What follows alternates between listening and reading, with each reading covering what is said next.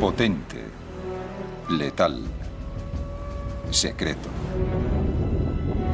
La máquina de guerra definitiva. No hay nada comparable en el mundo que reúna tal densidad de hombres e igual potencia de fuego.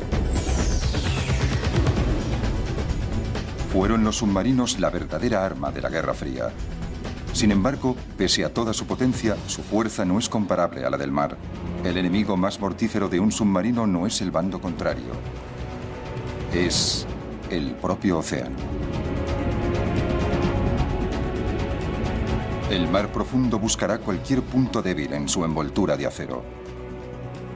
Puede penetrar rápidamente y hundirlo.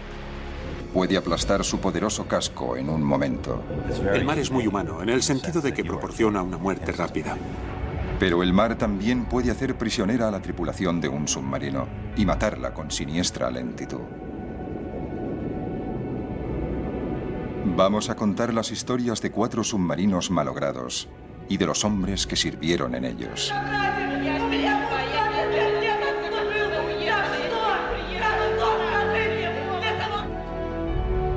Son historias de tragedia y muerte, supervivencia y valor. Nos consideramos la fuerza de élite. Somos marineros y estamos todos juntos en esto de principio a fin. ¿Por qué los hombres desafían este mundo submarino? ¿Dónde encuentran el valor para enfrentarse con la muerte? ¿Quiénes son los hombres de la Armada Silenciosa?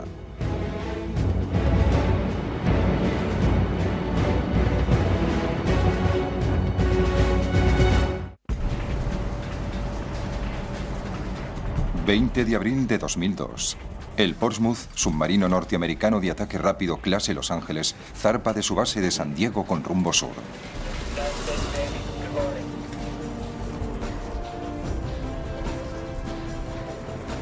En primera línea de combate de la Marina norteamericana y en la última línea de defensa. Sumergir la nave a 150 pies.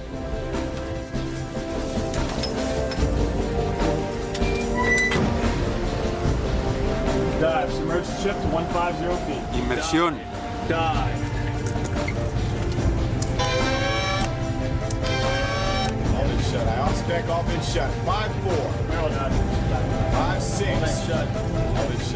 Resulta un poco triste viajar ahí dentro, cuando sabes que es la última vez que verás la luz del día, más o menos en un mes. El Portsmouth está diseñado para desaparecer en el mar.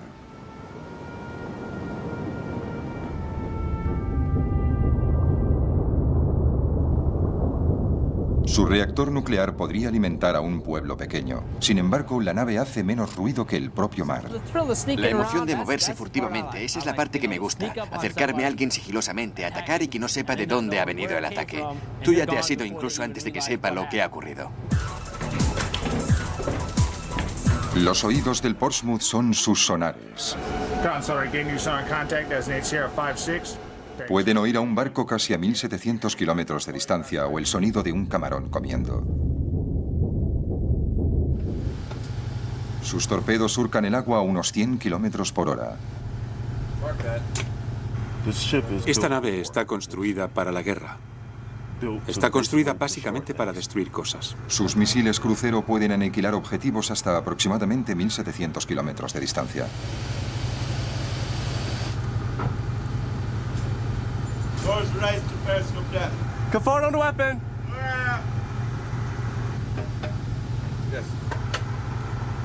Cierra la puerta del puente.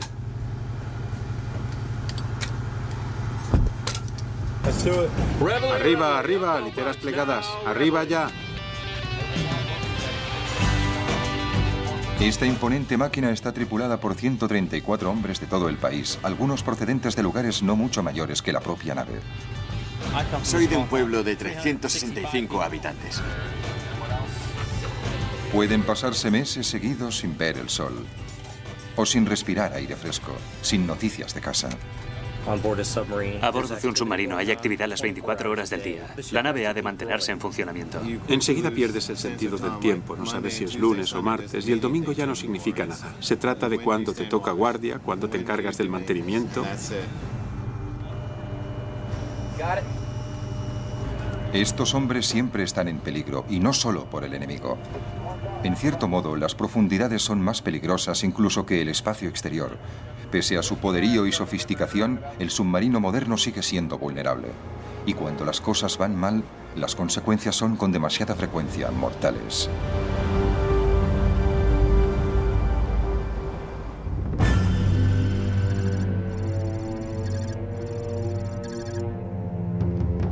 Agosto de 2000, a 10.000 kilómetros de la base del Portsmouth.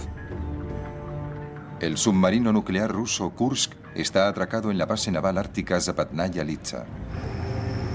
Es el orgullo de la flota y de un valor millonario. Con una longitud equivalente a la de 2 jumbos, el Kursk está diseñado para sobrevivir al impacto directo de un torpedo, para ser indestructible.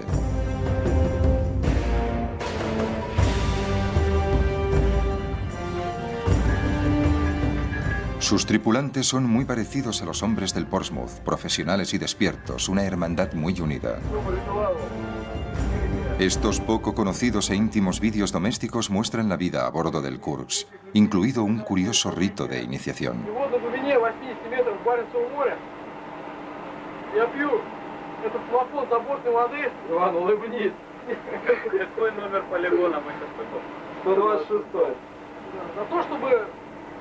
У нас было все здорово.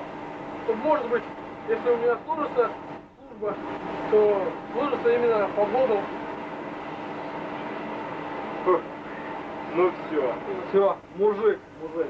Что нам тому позволит? В нашем полку прибыло. Каждый находится на своем месте. Кто на боевом посту, кто-то осматривает отсек, кто-то выполняет мои приказания. El teniente Dmitry Kolesnikov está al mando del compartimento de turbinas. A los 27 años solía salir de juerga con sus amigos, pero Dmitry se ha casado recientemente con Olga. Ahora parece que está sentando la cabeza. Poco antes de embarcarse enseña el Kursk a Olga. Así es como suelo pasar el tiempo en caso de emergencia. Estoy aquí tendido así y duermo un poco. Y entonces suena la alarma. ¡Pum! Siempre me doy un golpe en la cabeza con el saliente. Olga y Dmitry están enamorados. De algo memorable. ¿Memorable para quién? Para mí. Dmitry, te quiero.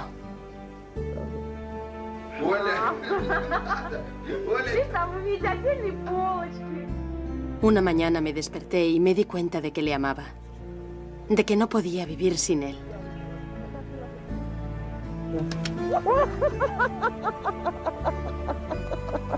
Чудно. Чудно. El Kursk, como cualquier otro submarino, está tripulado por hombres sorprendentemente jóvenes. Hombres como Sergei Tilik, de 24 años. Quería ser almirante. Estoy muy orgullosa de mi hijo.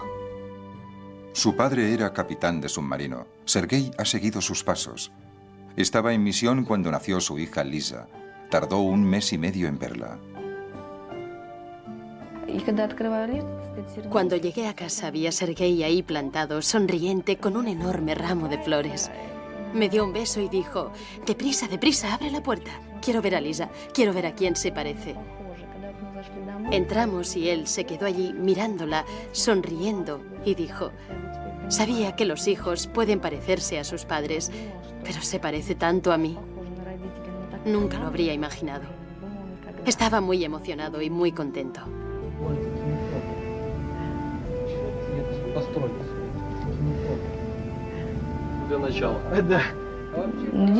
Una vez le dije a Sergei: es solo un submarino, es como una lata. Si pasara algo, quedaríais atrapados y no podríais hacer nada. Se ofendió mucho por decirle eso. E incluso me levantó la voz. Dijo: ¿cómo puedes decir una cosa así? Eso nunca ocurrirá. Estamos hablando de máxima tecnología.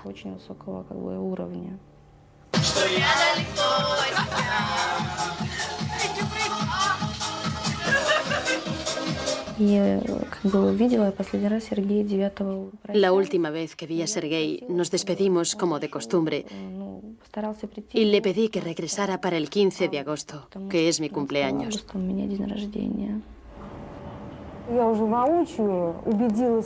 Comprendí que estaba enamorado del submarino,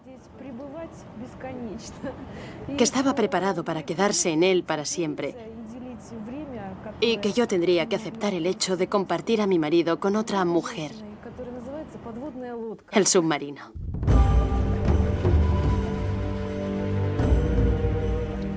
Al igual que los tripulantes de cualquier submarino, la tripulación está entusiasmada ante la perspectiva de zarpar. Pero no todo sale bien. Durante la carga, un torpedo cae accidentalmente en el muelle. Lo suben a bordo de todos modos. Y el Kursk parte de la base de Zapatnaya Litsa para realizar una serie de maniobras en el mar de Barents.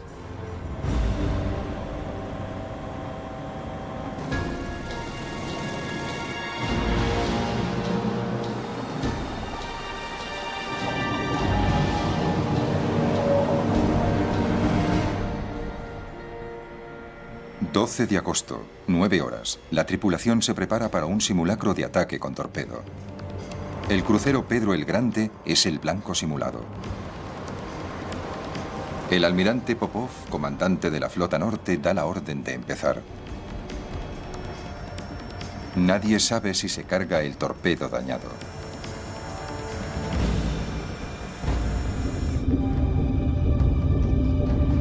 Un submarino norteamericano, gemelo del Portsmouth, está cerca controlando las maniobras rusas.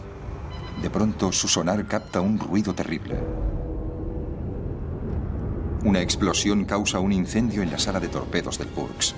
2 minutos y 15 segundos después...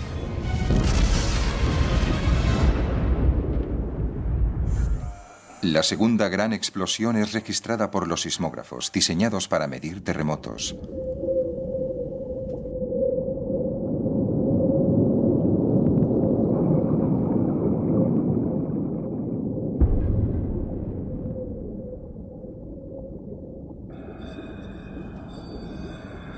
El poderoso Kursk, un arma de guerra poderosa y letal, está destruido.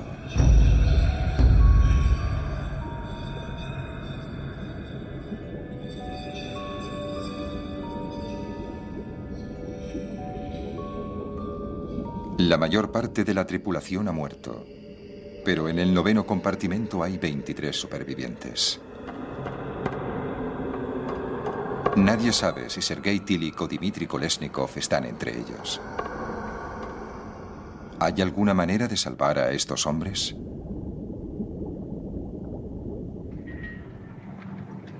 Desde que los hombres se sumergen en los submarinos, muchos han perdido la vida bajo el mar.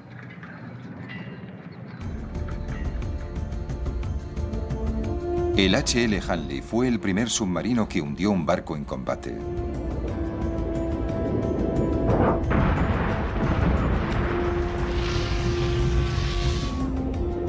Se lo conocía como la máquina asesina, pero no por los enemigos que mató. 3 de sus propios tripulantes murieron en el Hanley y él mismo se hundió. Durante la Primera Guerra Mundial, los submarinos alemanes demostraron ser letales para las naves aliadas. Sin embargo, miles de marinos alemanes murieron en sus peligrosas máquinas. La división submarina pasó a conocerse como la División Ataúd. No obstante, hasta el día de hoy, hombres voluntarios siguen ofreciéndose para servir en estas naves. Es el encanto de sacar la nave al mar. Es saber que siempre que salimos, marcamos la diferencia. Nos consideramos la fuerza de élite. Estamos juntos en esto.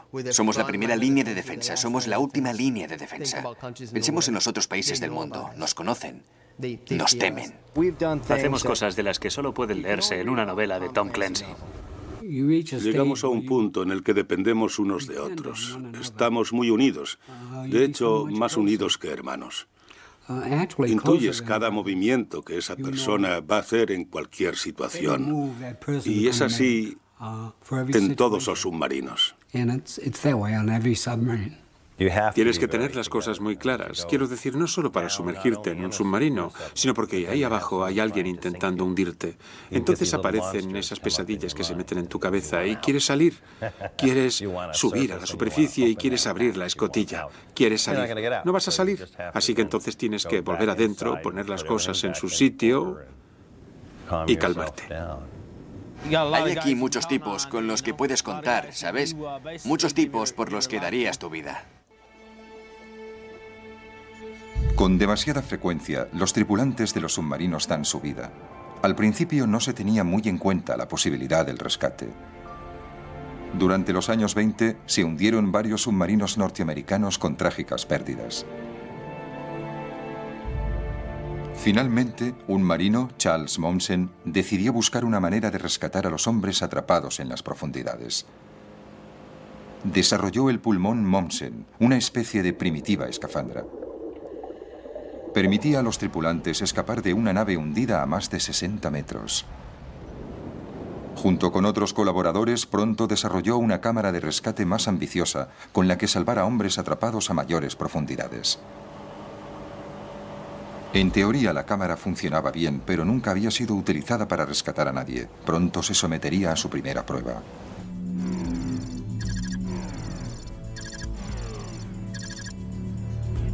...23 de mayo de 1939... el submarino norteamericano Squalus patrulla ante las costas de Nueva Inglaterra. Es el submarino más moderno de la Armada de los Estados Unidos. Me llamo Carl Bryson y en 1939 era ayudante de maquinista de segunda en el submarino Squalus, destinado en Portsmouth, New Hampshire. La tripulación se prepara para una prueba de inmersión.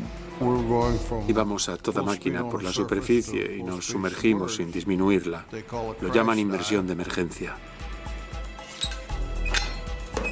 En toda la nave los marinos ocupan sus puestos. En la sala de torpedos de popa está Sherman Shirley, de 33 años, nacido en North Little Rock, Arkansas. Dentro de 5 días va a casarse con su novia. Su padrino será el ayudante de electricista Lloyd Maness, de servicio en el generador de popa.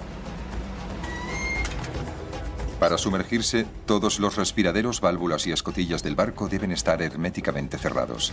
Las luces indican cuando las aberturas están firmemente cerradas. Empieza la prueba. Iniciamos la inmersión. Las cosas iban muy bien hasta que, de repente, oí a través del teléfono arriba. La sala de máquinas se está inundando.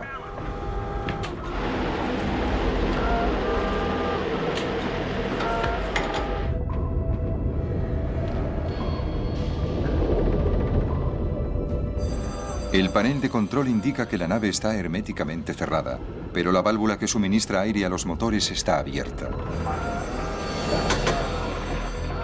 Las baterías sufren un cortocircuito. En cualquier momento podrían estallar y destruir el submarino. El ayudante del electricista jefe, Lawrence Gaynor, desafía a las descargas eléctricas intentando alcanzar el interruptor de desconexión. Ahora, el submarino se ha quedado sin electricidad. Le toca a Lloyd Maness aislar los compartimentos inundados y a los tripulantes que los ocupaban. Algunos de ellos consiguen escapar. Con el Squalus fuertemente inclinado por la popa, Maness debe levantar la compuerta de más de 100 kilos. Si no lo consigue, están todos sentenciados. Si lo consigue, condena a su amigo Sherman Shirley.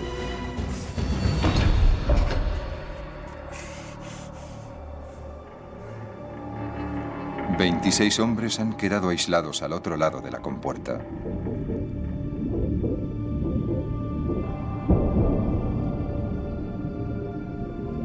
Entre ellos, el marinero Shirley.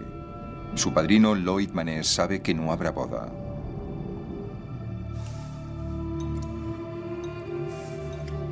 Han sobrevivido 33 hombres. Ahora, al igual que los hombres del Kursk, se encuentran atrapados en el fondo del mar. Nadie ha sido nunca rescatado a esta profundidad. Carl Bryson evoca aquellos momentos. Una oscuridad total y mucho silencio. Un silencio imposible de imaginar. Simplemente silencio absoluto. A esa profundidad hace mucho frío, el agua está muy fría. Así que todo el mundo intentó buscar un rincón cómodo en el que esperar. Naturalmente, piensas en toda la gente que está en popa, porque yo tenía muy buenos amigos que estaban allí, en aquella parte del submarino. De hecho, la mayoría de mis amigos estaban en la popa del submarino.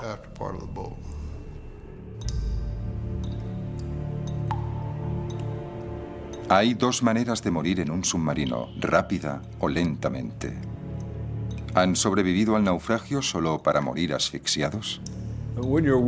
Cuando estás esperando te parece una eternidad. Puede que sean 1 o 2 horas, pero parece una eternidad, ¿sabes? Y pasó muchísimo tiempo antes de que oyéramos algo.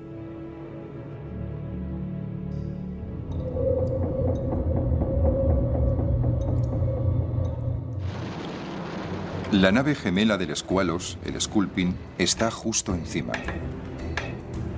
Los hombres, exhaustos, intentan mandar señales a la superficie. Por fin llegan los barcos de rescate. En la cubierta del Falcon se encuentra la cámara de rescate inventada por Mommsen. Nadie sabe si la cámara, que no ha sido probada todavía, puede salvar a los hombres atrapados abajo.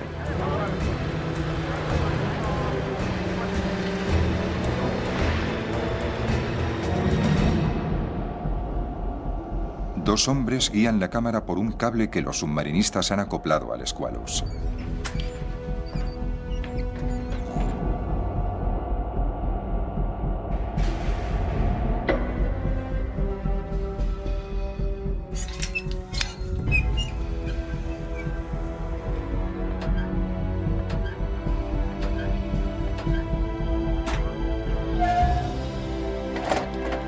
Por primera vez en casi 30 horas, los hombres atrapados atisban una esperanza.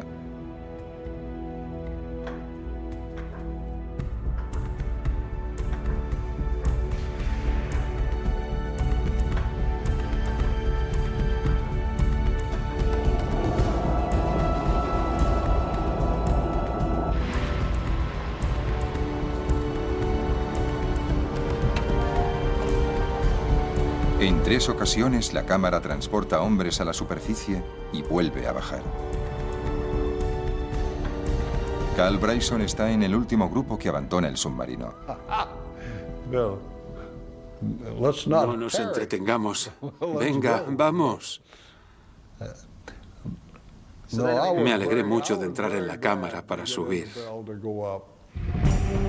Pero mientras Bryson y el resto de los hombres ascienden, algo falla. El cable de arrastre se atasca, la cámara queda inmóvil. Lo único que puede hacerse es mandar a un submarinista para cortar el cable atascado. Así que nos dejaron caer al fondo de nuevo. Eso supuso un gran revés, porque yo sabía que no había manera de salir de la cámara. Bryson y los otros vuelven a estar en el fondo, preguntándose si han escapado del submarino solo para morir atrapados en la cámara. Me alegré mucho de estar allí. La gente me dice, ¿creías que ibais a salir? Pues claro que creía que íbamos a salir.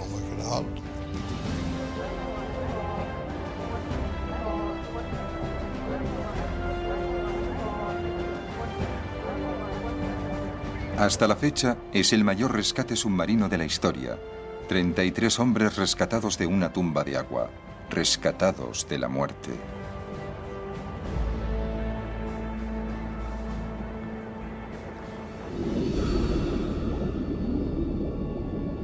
«60 años después, al igual que el Squalus, el Kursk se ha hundido en aguas relativamente poco profundas. ¿Pueden ser también rescatados los marinos rusos?» A bordo de Pedro el Grande, los comandantes no pueden creer que el submarino se haya hundido. Pasan horas antes de que se dé la alerta. Las primeras horas de una catástrofe son las más importantes. Estos informes deberían haber llegado a lo más alto de inmediato. Deberían haber llegado al presidente de Rusia en el acto. Eso habría dado más autoridad al comandante de la Armada. Han pasado casi 30 horas cuando Rusia envía una nave de rescate.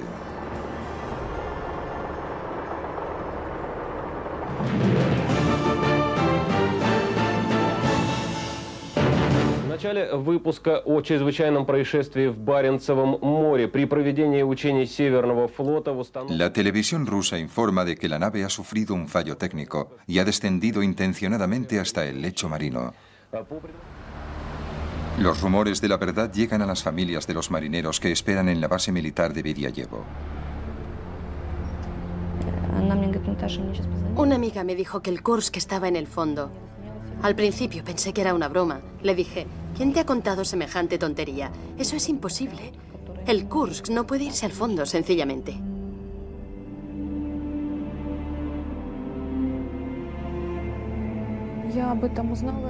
Me enteré el 14 de agosto por la televisión. Dijeron que el submarino estaba varado en el fondo del mar. En ese momento, yo no me tomé la noticia en serio. Porque Mitya me había dicho que nada podía pasarle al Kursk.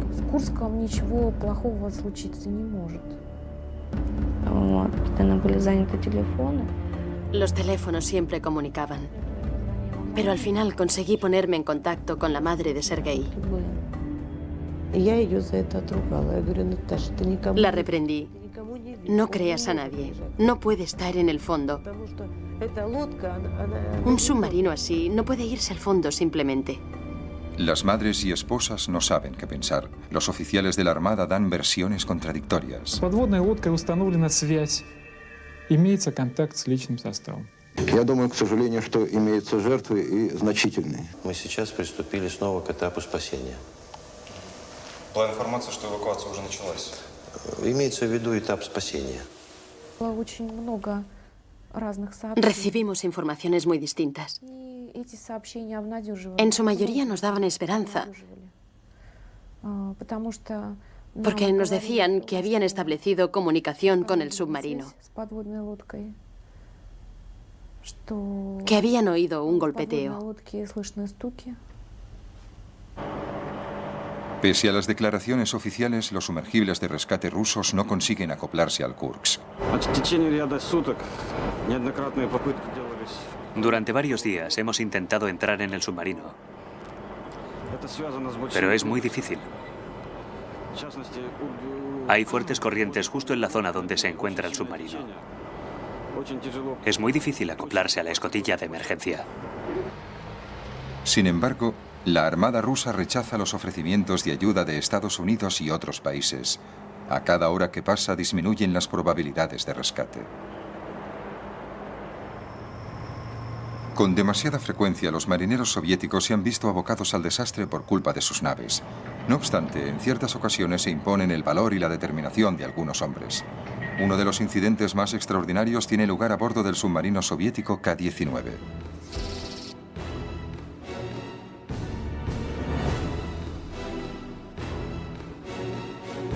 Es el primer submarino nuclear de la Unión Soviética armado con misiles balísticos.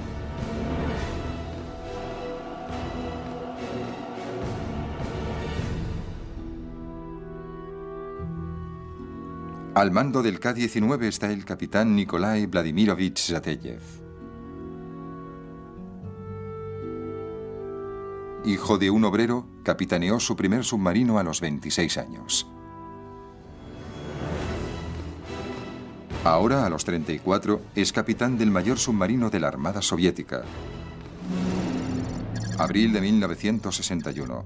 El K-19 está de maniobras. A Zateyev le preocupa que un submarino de Estados Unidos intente espiar su misión secreta. Las hélices de un submarino enmascaran cualquier ruido que pueda provocar una nave perseguidora. Así que el K-19 zigzaguea de vez en cuando para escuchar. Y en efecto, el sonar detecta un sonido revelador. El K-19 tiene un submarino en su cola. Incapaz de despistar al enemigo, sigue adelante a toda máquina. Unos días después, el K-19 está en la superficie. Cuando Zateyev oye un grito del vigía, se apresura a subir al puente. El submarino norteamericano se dirige hacia ellos a gran velocidad. Es el Nautilus. Está en línea de colisión. Con los motores marcha atrás a toda máquina, el K-19 aminora justo a tiempo. Pasan a 3 metros uno del otro.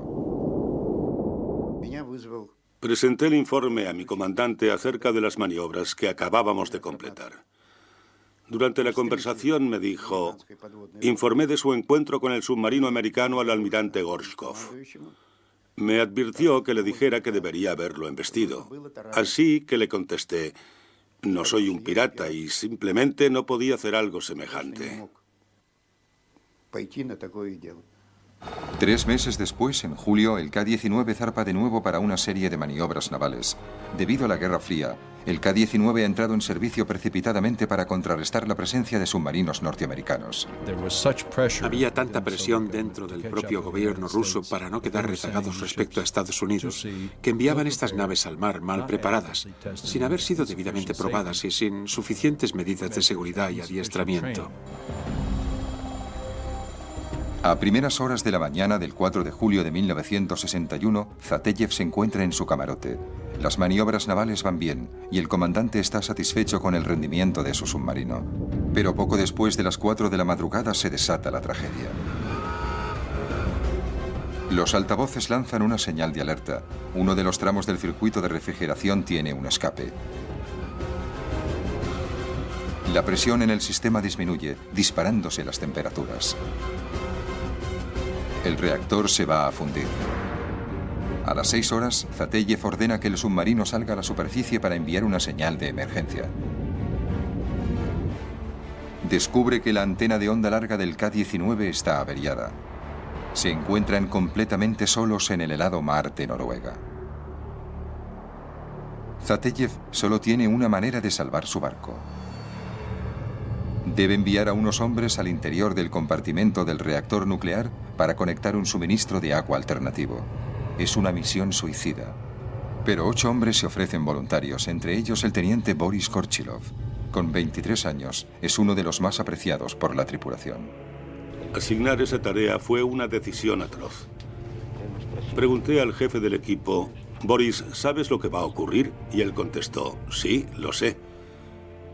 Pero es muy difícil enviar a alguien a la muerte. Sabía que probablemente recibiría una dosis mortal de radiación. Lo hicieron no solo por sentido del deber, sino por la camaradería y el espíritu de equipo que hay a bordo de un submarino como ese. Y que los oficiales y marineros de un submarino harán cualquier cosa por salvar a un compañero. Aunque ello implique morir. Su equipo de poco servirá para protegerlos de la radiación.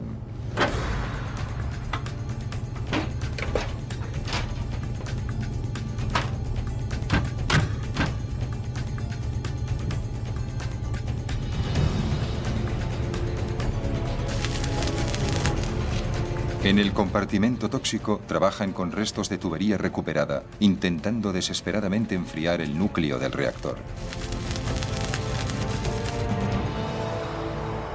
El K-19 navega en las gélidas aguas sin esperanza de rescate.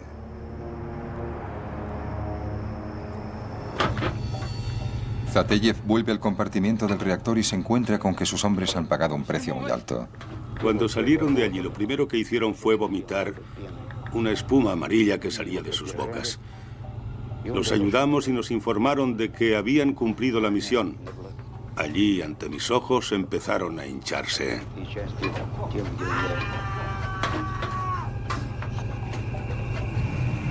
Su sacrificio había evitado la fusión, pero la tripulación está ahora atrapada en una nave letalmente radioactiva.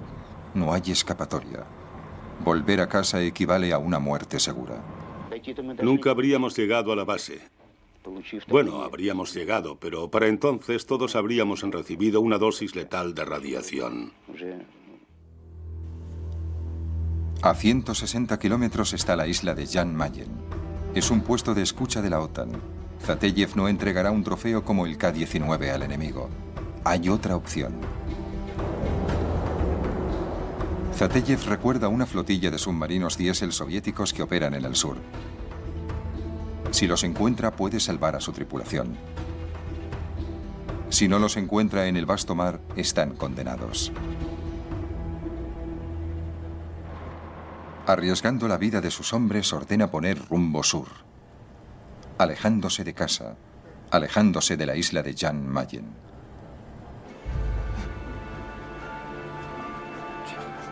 En la enfermería, los hombres irradiados agonizan. Si Zateyev no encuentra a los submarinos soviéticos, ese será el destino que les espera a todos.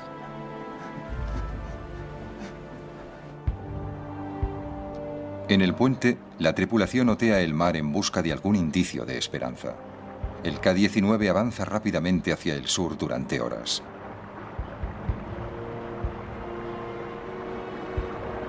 Pero finalmente, en el horizonte aparece otro submarino.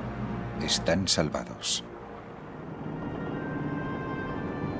El grupo de submarinos diésel transporta a la tripulación del K-19 a un lugar seguro. Boris está condenado, como lo están los otros que sacrificaron sus vidas por salvar la nave. Días después de llegar a casa, 8 de ellos morirán, y otros 14 lo harán en un futuro no muy lejano. Algunos, como Iván Kulakov, afrontaron la radiación y sobrevivieron, pero con terribles secuelas. Recuerdo algunos momentos, otros no. Recuerdo cómo me sacaron la piel de las manos, simplemente con unas pinzas. Después me aplicaron unas compresas y colocaron unos ventiladores cerca para aliviar el dolor. El asombroso sacrificio de esos hombres nunca fue reconocido públicamente. Se mantuvo en secreto durante casi 30 años. Sin embargo, su heroísmo salvó las vidas de sus compañeros y evitó una catástrofe nuclear. En última instancia, los hombres que murieron en el K-19 fueron víctimas de la Guerra Fría, enviados al mar precipitadamente en barcos que aún eran prototipos. Pero cuando las tensiones entre el este y occidente se agudizaron, Estados Unidos también hizo entrar en servicio a sus submarinos precipitadamente. 2 años después de que el K-19 evitara la catástrofe nuclear, el submarino norteamericano Thresher se hundió ante las costas de Nueva Inglaterra. Todavía hoy sigue siendo el desastre submarino con más muertos de la historia. En 1963, el Thresher era el submarino más moderno de la Armada estadounidense.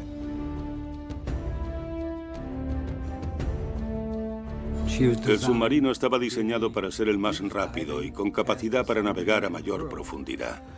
También para ser el más silencioso. Ray McCool era el oficial de control del reactor a bordo del Thresher. El Thresher era una máquina de guerra excelente, sólida, y la Armada contaba con eso para ponerse un paso por delante de los rusos. Pero los problemas acosan a la nave, desde una colisión hasta dificultades con la batería. El intento inicial para sumergirse a una profundidad de prueba terminó con una torsión del casco y nunca pudo llegar a esa profundidad. El submarino tenía muchos problemas. Había mucho trabajo que hacer. Abril de 1963. El Thresher ha permanecido en el muelle durante 9 meses sometido a una revisión completa. Se encuentra a punto para iniciar las pruebas. No nos habíamos alejado mucho cuando descubrimos que la válvula principal de succión de agua marina no se cerraba. Así que dimos media vuelta y volvimos a puerto. Me esperaba un mensaje de radio avisándome de que mi esposa estaba en el hospital. McCool se queda en tierra para cuidar de ella y el Thresher vuelve al mar sin él.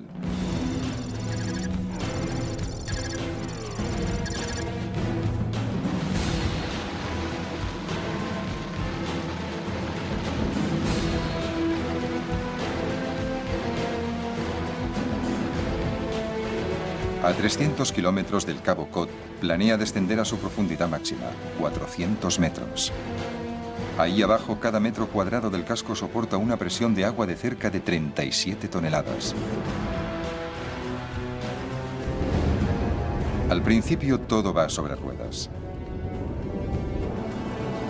Hasta que de pronto, el barco de rescate Skylark sobre el Thresher recibe un críptico mensaje. Experiencing minor difficulty. Have positive up angle. Am attempting to blow. Nadie está seguro de lo que esto significa, pero en el Thresher el problema no es ni mucho menos menor. Al acercarse a la profundidad de prueba, falla la junta de una tubería. Ahora el mar intenta entrar. El agua entra a tal velocidad que se atomiza. Básicamente se convierte en vaho. Bueno, ese vaho puede empapar el compartimento mucho más que un chorro directo de agua y aparentemente provocó el cortocircuito de uno de los conectores principales. Y cuando eso ocurre, el reactor nuclear del submarino deja de funcionar. El Thresher se ha quedado sin energía y en grave peligro. Están perdiendo fuerza ascensional y empiezan a descender lentamente y no tienen mucho margen de descenso. A gran profundidad se debaten entre la vida y la muerte.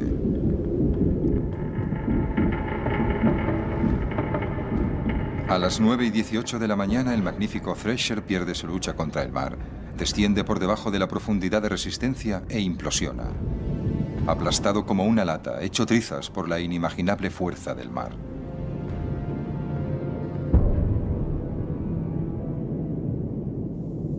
El mar es muy humano, en el sentido de que proporciona una muerte rápida. Y el submarino fue destrozado como por una bomba gigante. Una bomba cuya potencia no podemos ni imaginar, que sencillamente lo destrozó. Eso fue todo. Y luego simplemente se cae y el juego ha terminado.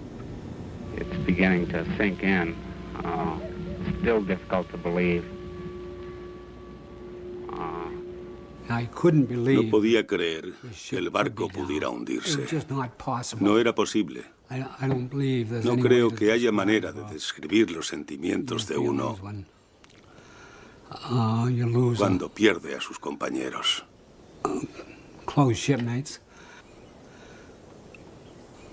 Cada año celebran un memorial por el Thresher y hacen sonar el gong.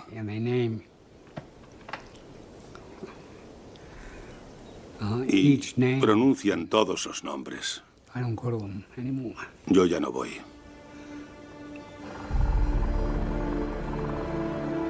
La Armada envió el sumergible más sofisticado a buscar los restos del naufragio. Recuperaron un trozo de tubería retorcida. A más de 2000 metros de profundidad, en la más pura negrura, el Thresher había quedado reducido a poco más que chatarra, una tumba para 129 hombres.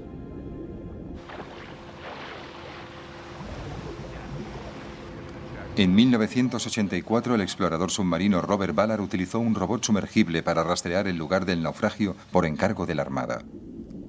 Cuando estás viéndolo, estás contemplando algo muy triste. Son los niños y niñas de los papás que no volvieron a casa. El marido que no volvió a casa.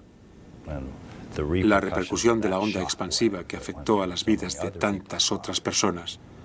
Eso es en lo que de verdad piensas. Yo tengo una hija y un hijo a los que quiero volver a ver. Probablemente nunca conoceremos la cadena exacta de acontecimientos que acabó con el Thresher, pero puede que la causa última fuera la amenaza soviética. Al igual que los rusos, los Estados Unidos sintieron la perentoria necesidad de enviar sus submarinos al mar. Yo sabía que el submarino no estaba listo para zarpar. Pero el oficial al mando no tuvo alternativa. Tenía órdenes de sus superiores. Zarpe. El Thresher era necesario para combatir en la Guerra Fría y quizá fue enviado al mar antes de estar realmente preparado. La Armada puso en marcha un gran programa llamado SubSafe para mejorar el diseño y los niveles de seguridad. Desarrollaron un moderno vehículo de rescate para complementar la cámara utilizada con el Squalus. Este vehículo de rescate en alta mar no habría podido salvar al Thresher. Si la Armada rusa lo hubiera solicitado a tiempo, un sumergible como este podría haber salvado a los hombres atrapados en el Kursk. Pero más de 4 días después de haberse hundido el Kursk, los rusos siguen rechazando toda ayuda extranjera. El viceprimer ministro Ilya Klebanov por fin convoca una rueda de prensa.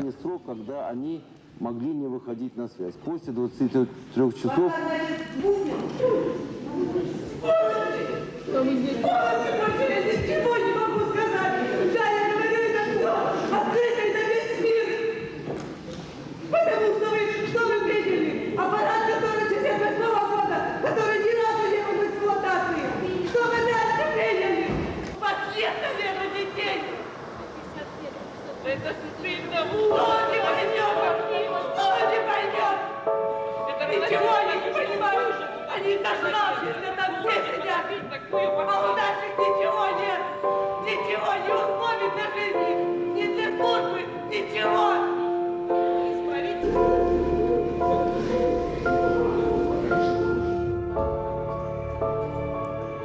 Durante más de una semana, las desesperadas esposas y madres esperan contra toda esperanza que la tripulación sea rescatada. Durante mucho tiempo creí que Mitya sería rescatado porque supuestamente estaba en uno de los compartimentos traseros. Los oficiales de la Armada rusa admiten finalmente que no pueden llegar a los hombres de a bordo. Se solicita ayuda a un equipo de rescate noruego y británico. Paul Dinesen es el primero en bajar.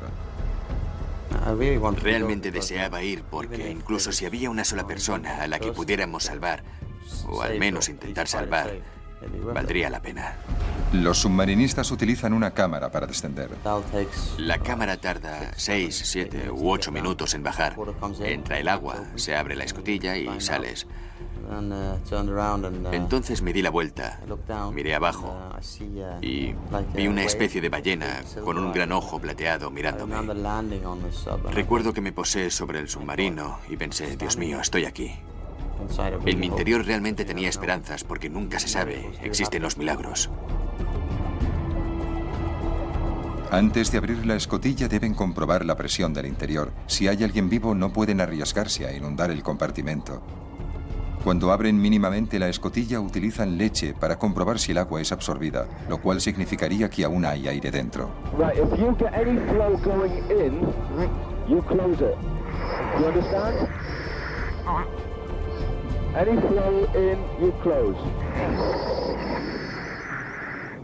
Pero la leche se queda allí flotando.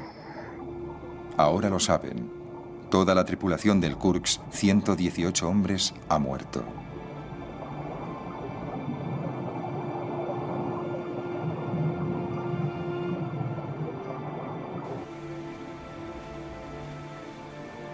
Después de días de mentiras descaradas por parte de los oficiales, Popov, el almirante en jefe de la flota, aparece en televisión. La vida debe continuar.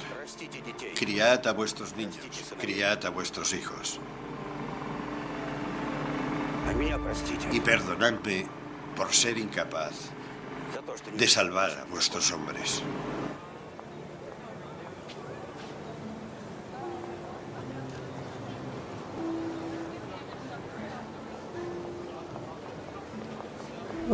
Видите, когда идет молодой лейтенант,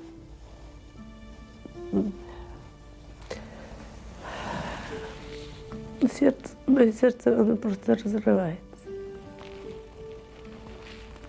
Оно просто разрывается.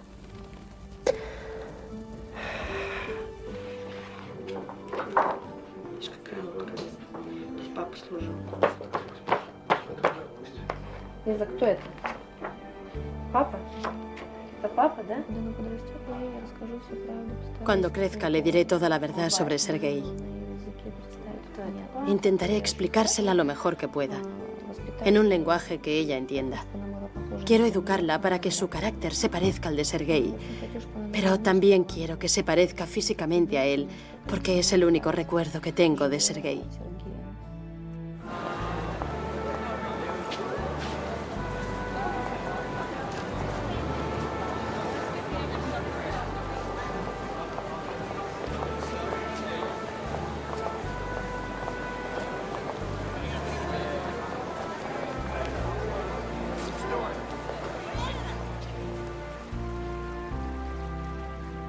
¿Qué mató finalmente a los últimos tripulantes del Kursk? Los investigadores creen que un dispositivo regenerador de oxígeno provocó una explosión que absorbió el oxígeno restante del compartimento y los hombres se asfixiaron. Aún no sabemos cuándo se desencadenó ese fatal incendio. Inicialmente los oficiales declararon que al cabo de 8 horas. 8 horas es una cifra muy oportuna. Si solo sobrevivieron durante 8 horas no había posibilidad de salvar a la tripulación. Y si no había posibilidad de salvarlos, no hay culpables. Pero hay informes según los cuales el golpeteo continuó durante 2 e incluso 3 días después del naufragio. Si admiten que la tripulación sobrevivió durante 2 días y medio o 3, surge la cuestión, ¿por qué no fueron rescatados?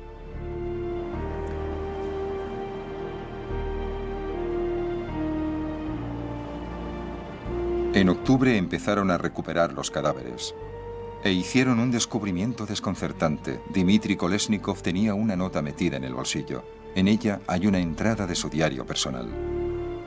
Está muy oscuro y es difícil escribir, pero intento escribir sin ver. Ya no creo que tengamos posibilidades. Solo espero que alguien lea esto. No desesperéis. Kolesnikov.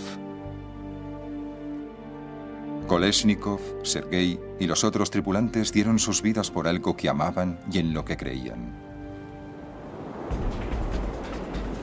Conocían los peligros de las profundidades como los hombres del Squalus, del Thresher, el K-19 y el Portsmouth. Los marineros saben que cada vez que se sumergen quizá no regresen.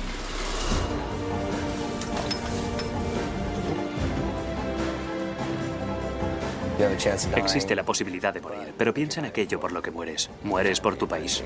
Si haces algo peligroso, obviamente detrás de eso hay un desafío. Es decir, hay un riesgo implícito, pero yo estoy dispuesto a aceptar este riesgo. Aprendemos unos de otros, aprendemos de las experiencias de cada uno de nosotros, y hay en la nave un buen trabajo en equipo y camaradería. Somos buenos en lo que hacemos. Creo que somos los mejores del mundo.